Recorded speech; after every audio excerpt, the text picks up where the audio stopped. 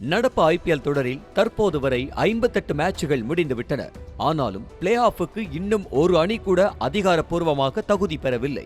இத்தனை ஆட்டங்கள் முடிந்துவிட்டும் கூட பிளே ஆஃப் சுற்றுக்கு தகுதி பெறுவதற்கான போட்டி ஒவ்வொரு அணிகளுக்குள்ளும் நாளுக்கு நாள் ஆனல் பறந்த வண்ணம்தான் உள்ளது.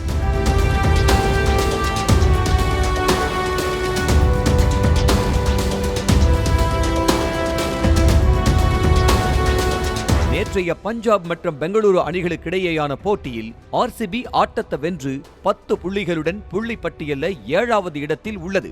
தோல்வியடைந்த பஞ்சாப் அணி நடப்பு IPL தொடரிலிருந்து மும்பை இந்தியன்ஸை தொடர்ந்து 2வது அணியாக வெளியேறியது. இன்றைய ஆட்டத்தில் குஜராத் மற்றும் சென்னை அணிகள் களம் காண்கின்றன. இதில் ஒருவேளை குஜராத் தோல்வியடைந்தால் நடப்பு IPL தொடரிலிருந்து 3வது அணியாக GT வெளியேறும். அப்படியில்லாமல் வெற்றி பெற்றால் 10 புள்ளிகளை பெறும். மேலும் புள்ளி பட்டியலில் தற்சமயம் நீடிக்கும் 10வது இடத்திலிருந்து முன்னேறி 8வது இடத்திற்கு செல்லும் வாய்ப்பு அமையும். அதேபோல இந்த ஆட்டத்தில் சென்னை அணி வெற்றி பெறும் பட்சத்தில் 14 புள்ளிகளை பெற்று SRH அணியை பின்னுக்கு தள்ளி புள்ளி பட்டியலில் 3வது இடத்திற்கு முன்னேறும்.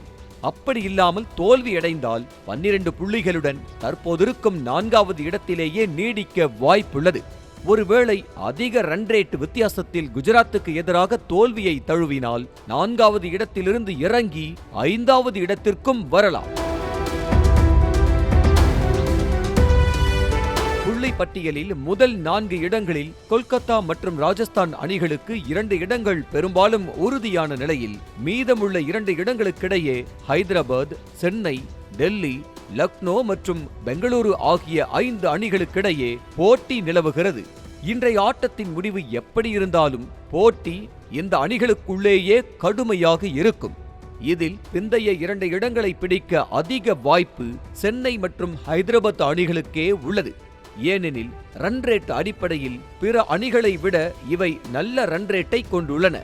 ஆயினும் இந்த அணிகள் மீதமுள்ள போட்டிகளில் தோற்று ரேஸில் இருக்கும் மற்ற 3 அணிகள் வெற்றி பெறும் பட்சத்தில் இந்த வாய்ப்புகள் எதிர்மறையாகவும் மாறலாம்.